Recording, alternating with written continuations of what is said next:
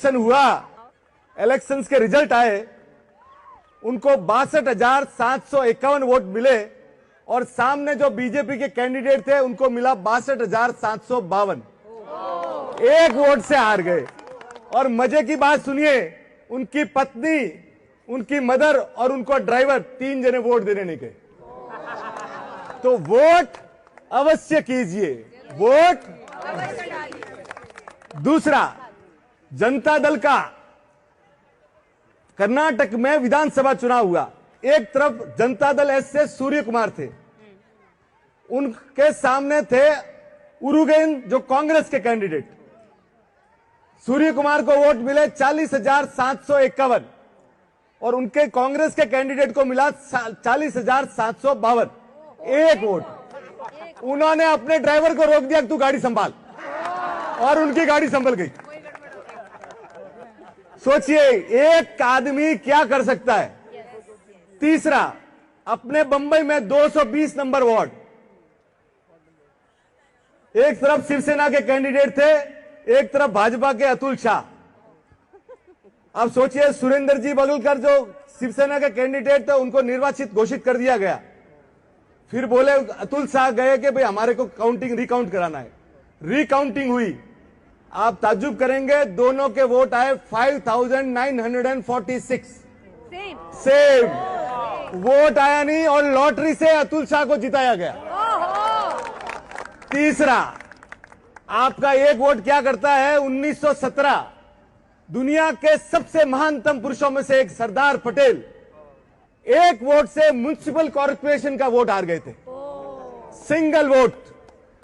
और सबसे बड़ी बात, वाजपेयी जी की 1998 की जो गवर्नमेंट गई थी ना, वो भी एक वोट से गई थी।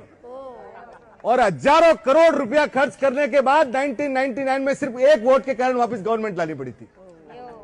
तो वोट आप करते रहिए, आपकी जहां इच्छा हो, जहां मन हो, जिसको करना हो करो, पर वोट।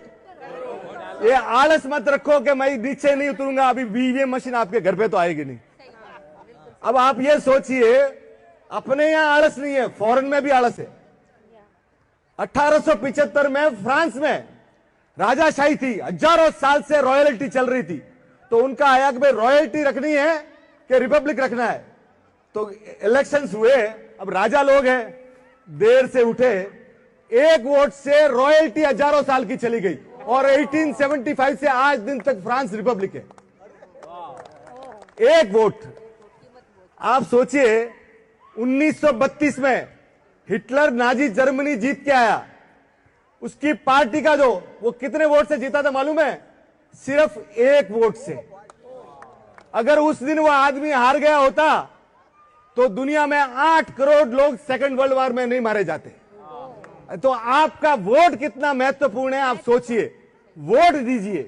तीसरा, अपने को लगता है ना, आप अगर यूएस जाते हो, आज आप इंग्लिश में बात करते हो, यूएस में 1775 में एनेक्स हुआ कि भाई अपनी लैंग्वेज कौन सी रखनी, जर्मन या इंग्लिश, और एक वोट से इंग्लिश किया गया। आज भी वहां पे जो इंग्लिश बोली जाती है ना, सिर्फ एक वोट के कारण है। अपने यहां नहीं है कि भाई ऐसा नहीं है। अमेरिका के 3 प्रेसिडेंट, जेफरसन 1800 से 1824 और 1876, 3 प्रेसिडेंट ऐसे हुए जो सिर्फ एक वोट से जीते, सिर्फ एक वोट से। आप अंदाजा लगाइए, दो आपको अभी जो लेटेस्ट में हुए थे, JF कैनेडी और George W Bush, presidential system, करोड़ों वोट पड़े और 200-500 वोट से ये दोनों जीते थे।